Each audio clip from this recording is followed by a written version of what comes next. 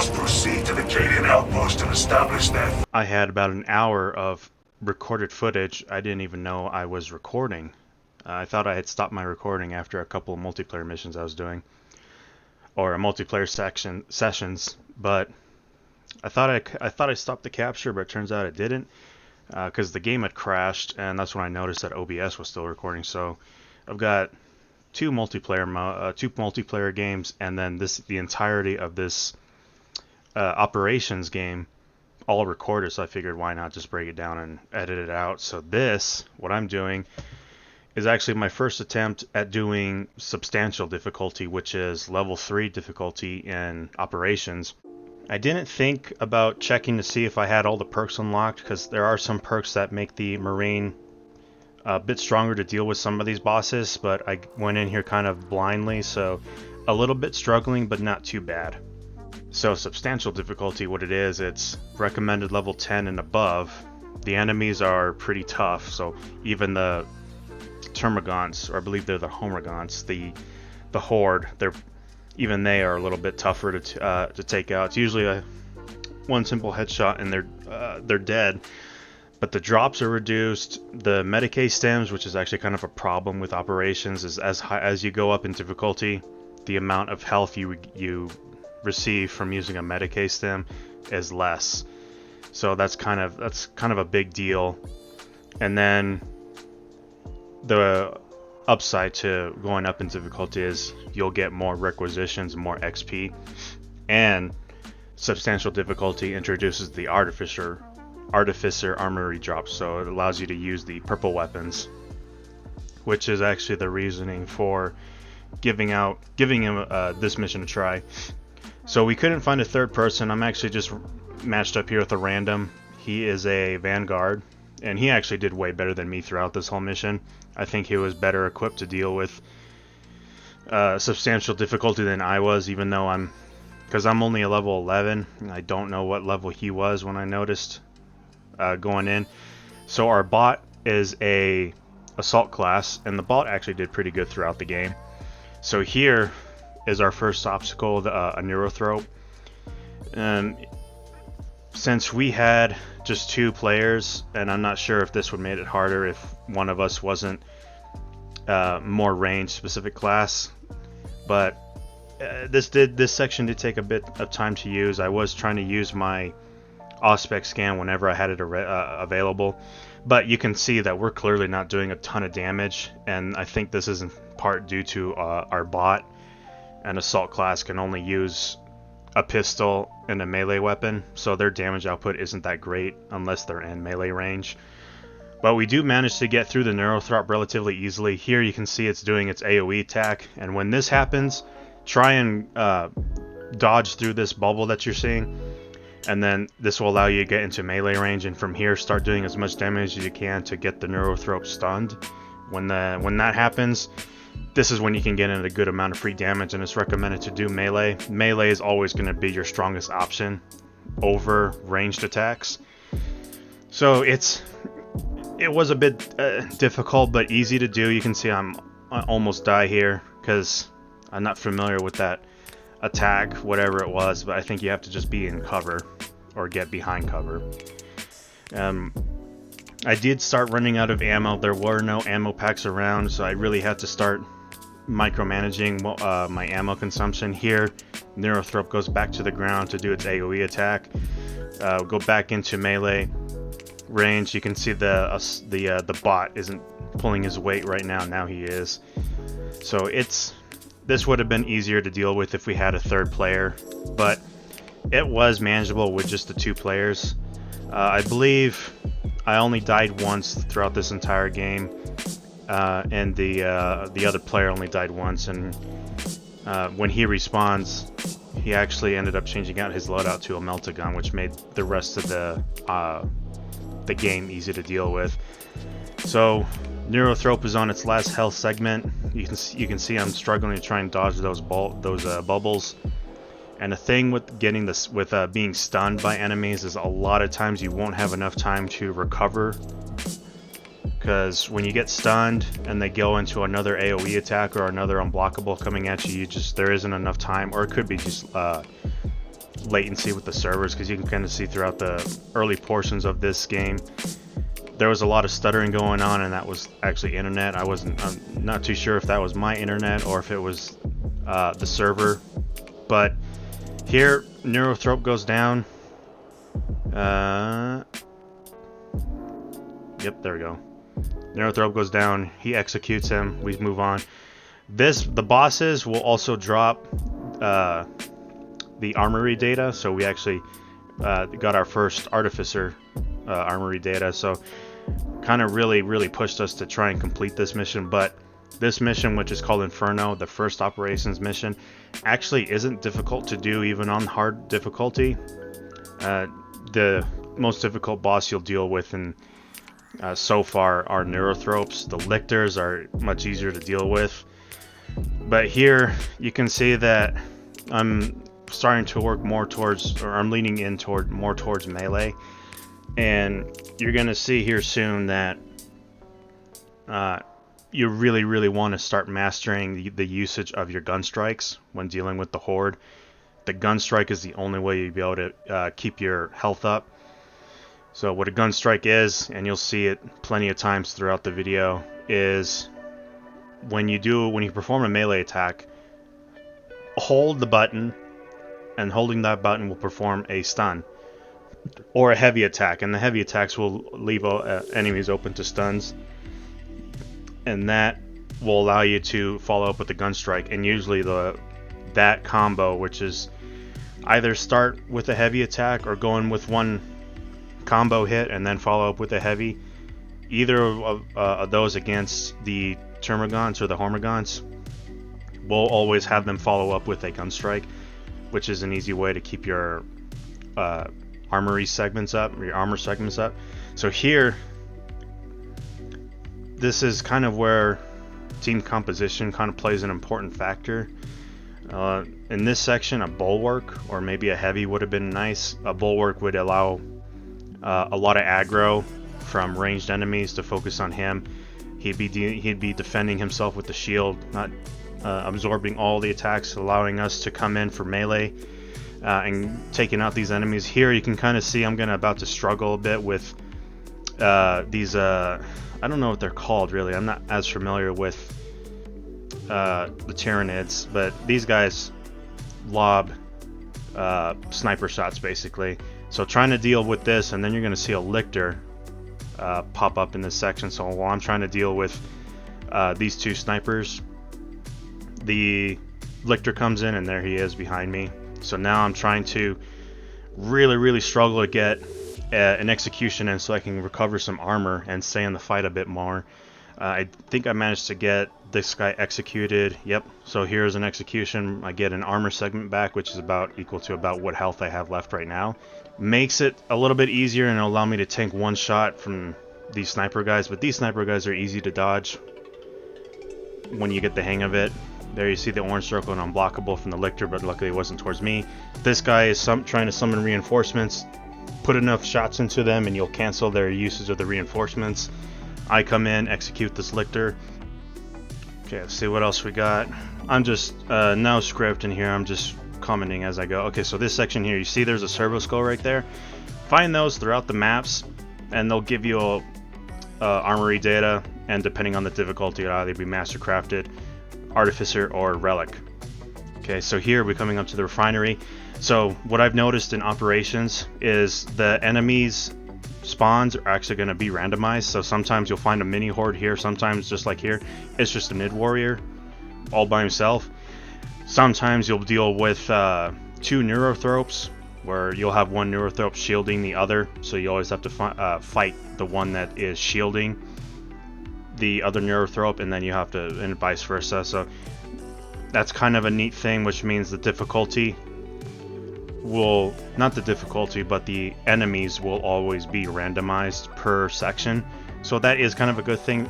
And usually the refinery section, this section that you're looking at right now, is sometimes, for the most part, the most difficult section of the of Inferno to deal with. But this time around it was just a basic course. So here, this is actually where you're going to start seeing me use the gun strike feature a lot, because my health will be tanking quite a bit, and every opportunity I can, I will be attempting a gun strike. Like right there, that was a gun strike. This horde here, there's another gun strike. This is one of the first hordes. I think there was 3 more hordes in this section, and then there's Termagants who are shooting us while I'm trying to deal with Hormagaunts. Always try and prioritize the Termagants or any of the ranged enemies before moving on to the rest of the horde, because the rest of the horde is just easier to deal with. And before we could rest, a drop pod comes in full of another horde, so now we have to deal with another horde coming in. So this even though it was a lot to deal with, because you know, I didn't want to die now that we had 2 Artificer Datas. I just really needed to get the Tactical Marine leveled up, so I was really working my ass off to try and stay alive. Here now we're getting flanked, which means another horde has just come in, so now I got to deal with these guys. You can see my teammate is over there dealing with that horde. So here it actually becomes one of the most fun parts I had of this entire operations. So you're gonna see my health just drop, because now I'm dealing with 3 warriors, tons and tons of Hormagaunts. So here, there's another gun strike. I quickly drop down an Auspex scan, try to block that guy. Trying to deal with another block. I missed that block. There's another block. Trying to see this. There's a lot of pairing going on here, and you can see my health is gone. I quickly get back a armor segment. Trying to deal with this guy because he's almost getting ready for execution. 2 more blocks. There's a gun strike. Another leap. Counter that. Get another piece of armor back. Still trying to work on that warrior. My teammate's down. I can't get to him though because I'm way too busy just trying to stay alive myself. Another gun strike. Ready for an execution. And this is the good part about those executions, is kind of gives you a moment to rest or a moment to breathe, as the executions will leave you immune to attacks. And there you can kind of see I had like no health there. So oh, perfect. That's a perfect dodge right there. I was able to get in a gun strike. Doing a perfect dodge will always follow up with a gun strike. There's a parry, another gun strike. This guy's almost dead, so execute him, and it takes out the rest of the remaining horde. So that felt like Warhammer to me. Like that's peak Warhammer right there. So that was a very fun fight to do, and I'm happy I actually recorded this. So here, this next part, this is just all. Well, actually no, I think it's 3 warriors, and honestly don't know the other enemy type, the range guys with the venom, but I'm prioritizing the venom guys, because if you don't prioritize those venom, I think they're called venom thropes, I don't remember, but always best to prioritize them, because if you don't, the venom pouches that they drop is just going to start leaving poison, and you can see here I get taken out by the poison. But luckily my teammate here is actually pretty good with Vanguard. You can see him execute that guy, and these executions with the Vanguard's actually pretty smooth with that knife. Yeah, very crisp. So when you die in operations, you have a minute. You're on respawn timer for a minute. And I didn't need to tell this guy, hey, like, you know, just chill. He's perfectly capable of fending off for himself, and obviously the bot is there to help him resuscitate if he has to. But here, and because we're playing on substantial difficulty, if you get downed and then revived, you're going to take a mortal wound, and what that happens is the next time you're downed, it's actually a fatal strike, so you'll die on the second time around. Like here, if you saw earlier from the Neurothrope boss fight, I was already downed once. So I suffered a mortal wound, and then when I got taken out by the poison, instead of being downed again, it was an instant death for me. So now we're actually in the hardest portion of this operation, and this is the section where we have to get the bomb ready to set the trap. So this is before that objective happens, and again, just kind of trying to get these guys and just kind of showing you a little bit more of the gun strikes. There's a gun strike option. You see the reticle blinking red. When you see that, it means it's actually time for a gun strike. Here I get ambushed by a Lictor. Takes all my armor. Luckily I was able to wiggle my stick just fast enough to keep some health left. I was able to execute that warrior, get some health back, and then we just kind of pulverize this Lictor, and I let my teammate take care of it as I'm gonna go over to this warrior just to get another armor segment. And bot is doing it, pulling some weight. Quickly come in for a couple licks in, perfect parry, and then I use a gun strike to actually execute him. So you can always execute with a gun strike if you want to get it over and done with, rather than going through the animation of the executions. So here starts the difficult portion. So in this section, you'll have to defend one of the 4 corners of this map, which are generators. And here it's telling me to defend generator 2, but I quickly got caught up with these, with this mini horde here, and you can see on the top right corner there's a health bar for the generator. I quickly take out this little Hormy, and then I head directly and beeline it to that generator there, ignoring whatever health and armor I'm losing, because I just gotta prioritize these guys. So here I'm just gonna start spamming the AoE attack for the chainsword, which is 3 hits followed by the stomp. So it's 3 basic attacks, and then hold it on the fourth attack to turn that into the stomp. I'm sure there was a better way to deal with this, because I quickly spammed my shot grenades, which do AoE damage, but I think this was the best option I had at the time. I really couldn't figure anything out, because you can kind of see the health for the generator is almost gone, so I'm just spamming the stomp over and over and over and over. There's a gun strike right there. Yep. So it's actually a pretty good way to help you understand how to do the fighting, how to do melee when you're dealing with the horde, as you saw earlier during the refinery section. Always focus on keeping your armor segments up at least, because you'll be able to get in enough damage to keep your contested health up without losing too much of it. So here it's another generator, so we have to defend one more. I'm gonna leave the bot to handle with that horde. Me and my teammate are gonna handle these guys over here.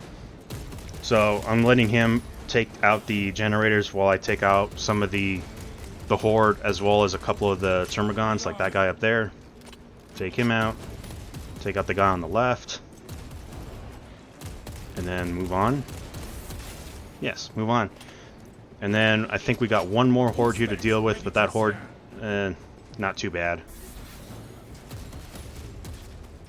And then you can see my teammate, when he had respawned, he switched over to the Melta-Gun, and the Melta-Gun is exclusive to the Vanguard, while the Heavy Melta is exclusive to the Heavy.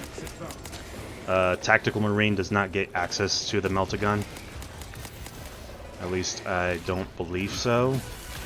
I'll have to double check, but I have never seen an option to use the Melta-Gun as a Tactical Marine. But this is the last horde of this section, and then after this section is done, basically me and my teammate were able to just breathe, because after that, the last portion of this game, of this mission, is super easy. It's just dealing with a standard horde. And here is another neat little section of mine, a neat little favorite. I also enjoyed this section here. So here I'm just going in, it's just, you don't see any warriors, I'm just going to spam the AoE stomp. Okay, and quickly finish off this horde.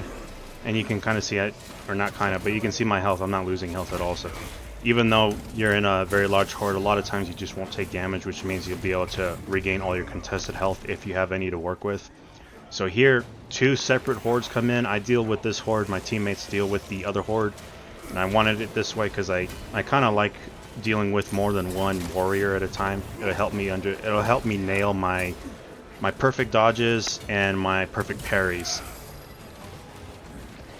And you can see since I've done this mission a few times, I actually lured them to that explosive barrel, so it's good to have that environmental awareness.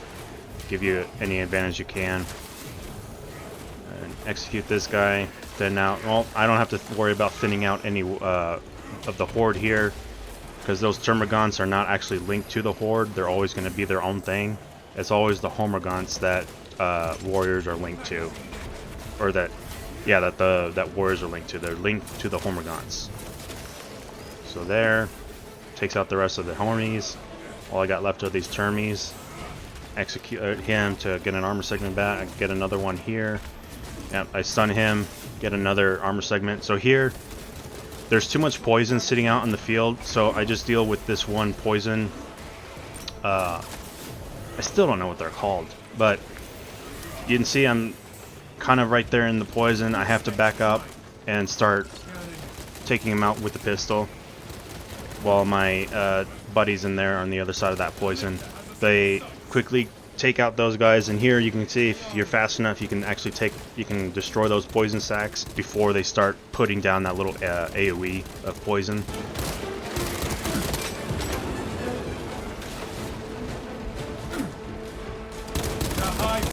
And now here's the final part of the mission, which actually is the easiest portion, even though substantial.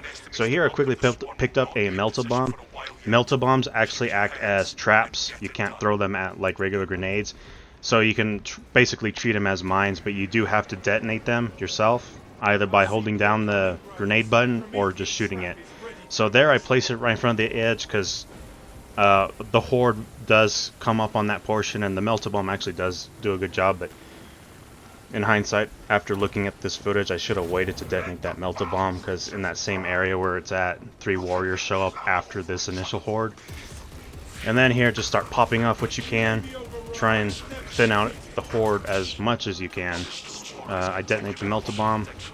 Decent explosion. I kind of wish that the Melt-A-Bomb had a slightly larger radius, because right now, I think the best comparison for the Melt-A-Bomb is if you've played Helldivers.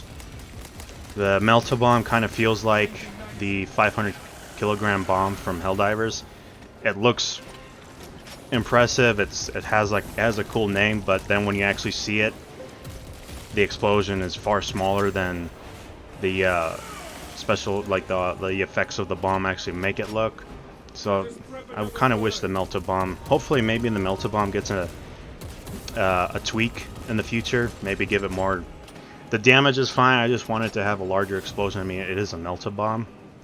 So now that I've gone through what was an hour of recorded footage that I did not know I was recording, I actually am quite happy I was recording this, especially this specific operation. I really enjoyed my first attempt on substantial difficulty with an otherwise subpar tactical marine build. If I had a few more perks unlocked, like the increased headshot damage when you go below 50% health, probably would have made the Neurothrope boss easier to tackle. This higher difficulty did show me what I was doing wrong when fighting against hordes. I was always more focused on regaining contested health and not keeping my armor segments up, so switching up my playstyle to include as many gun strikes on my Norse enemies made a big difference in my survivability, as you can see throughout the video and in this segment right here. At the end of the day, I was able to walk away with 2 Artificer Armory data slots, or whatever they're called. As far as this gameplay goes, I was able to gain more gameplay experience under my Armor of Contempt, so hopefully this makes it easier for me to deal with the other missions going forward. So until next time, guys.